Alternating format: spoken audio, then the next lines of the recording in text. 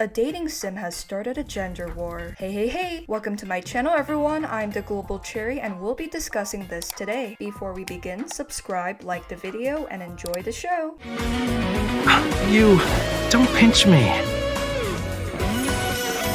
Morty!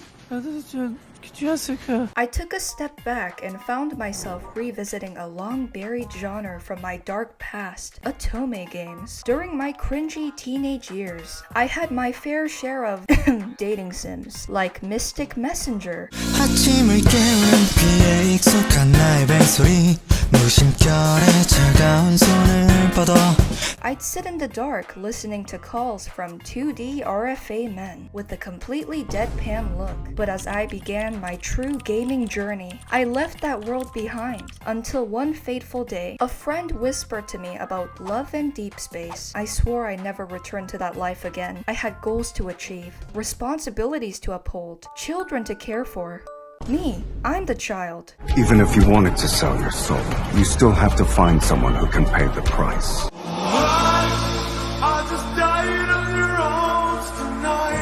And then I caved. This game's file unzipped, and so did my dignity. This game amassed a staggering 10 million downloads in just a week, and cemented itself as one of Japan's most downloaded mobile games, raking in $500 million.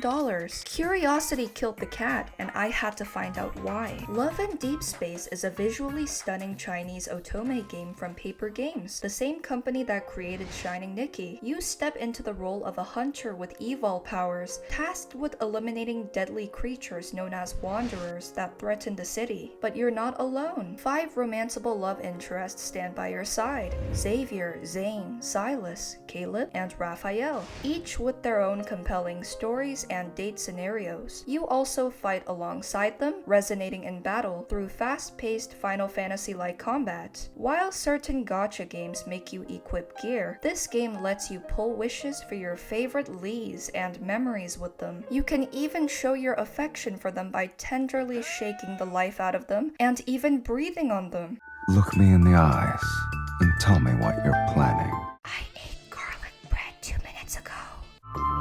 The game also offers a variety of mini-games, from the claw machines and kitty cards to deep space trials and bounty hunts. Plus, there's a photo studio where you can snap pics with your love interest. As the game, initially designed for women, gained popularity, a group of men began to disparage it, calling it a Gooner game. This stemmed from a newly added feature, a tracker that monitors a woman's cycle. During your cycle, the characters offer comforting dialogue. Not gonna lie, I'm not sure if it's a sign I'm getting old, but I had to look up what Gooner meant. Turns out it meant explicit activities. It was a bit strange to see that feature in a game, but it didn't seem harmful. I tracked mine on the side, so it didn't feel that abnormal to me. What struck me as even more odd was that a portion of the male demographic was upset about it, particularly a creator named Tectone, who labeled the game as explicit based on that one feature. It wasn't the Valentine's Day banners or the recent spicy cards that made him reach that conclusion. It was a woman's time of the month that drove him to tweet with the urgency of a man on a mission. Huh?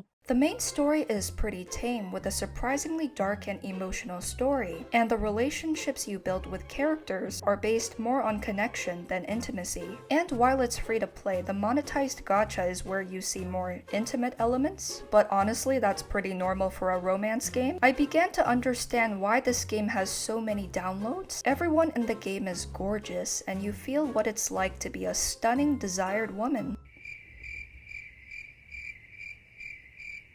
And look, I'm not pretending the spicy content isn't there. No one plays Love and Deepspace just to play kitty cards with Xavier and Sylus. If you played lads, we know damn well that we're pulling for the same banner. Even I pulled for a Sylus and Xavier nightly rendezvous card for research purposes. I'll do anything, I'll do whatever it takes to...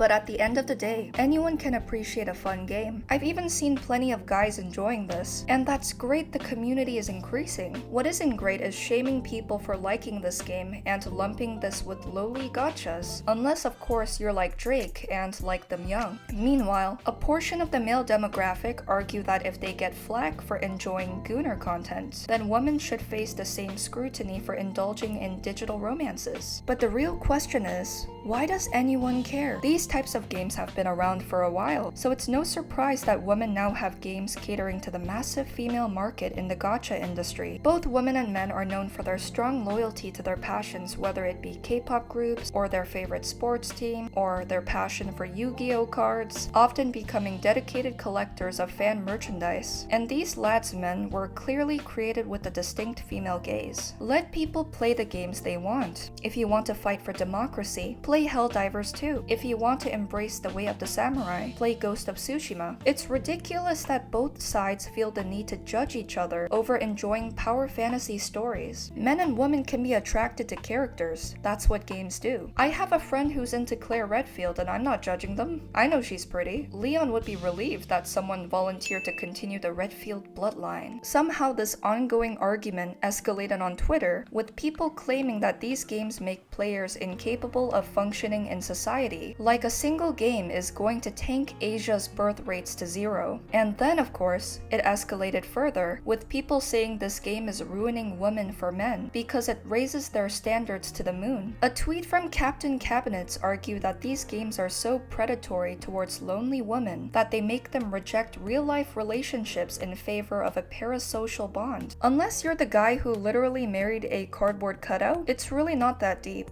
That said, no one should settle for someone they don't actually like just because they're lonely. And if you're paranoid like me, meeting up with a stranger isn't exactly ideal. Your night with Jake from State Farm could easily turn into a night with Jason Voorhees if you're not careful. But let's be real, this game isn't ruining lives or hurting anyone. This reminded me of the time I was playing Assassin's Creed Origins at a relative's house, and they asked me, how could I ever be a good mother or a good wife if all I ever do is assassinate targets? First of all, relax. I'm protecting the hidden ones for Anubis. In romance games, the character is supposed to be more understanding, and if that brings someone comfort, that's completely fine. It's not like enjoying a fictional character stops you from having normal conversations and asking people how their day was. And men and women both have the right to reject partners they don't think are a good match. Blaming virtual men for real-life rejection is just a foolish excuse. The hard truth? Sometimes we just don't like that person in that way. And yeah, that hurts, but that's okay. Rejection is a part of life, not an obstacle fueled by video game characters. As for ruining standards, this game is simply doing what games are meant to do, making players feel attached to a character. We love a good story, but that doesn't mean we actually want to be kidnapped by an attractive billionaire arsonist with an obsessive fixation on us. What followed was a wave of a number of lads fans arguing that men just don't like seeing them happy, and that real men can't compete with virtual ones. Like, how did we go from a cycle tracker to this? At the end of the day, if a game makes you happy, that's a positive thing, not a reason to tear others down over it. Would I play Lads a Valentine's Day event in front of a group of children? No, but let's be real. There's no need for toxicity over what games people choose to play. Lads is just one of many games designed for women. And guess what? We find people attractive. Newsflash, it's human nature. Let's just accept that and move on. I'm a simp. You might be a simp. It's okay. We can simp together.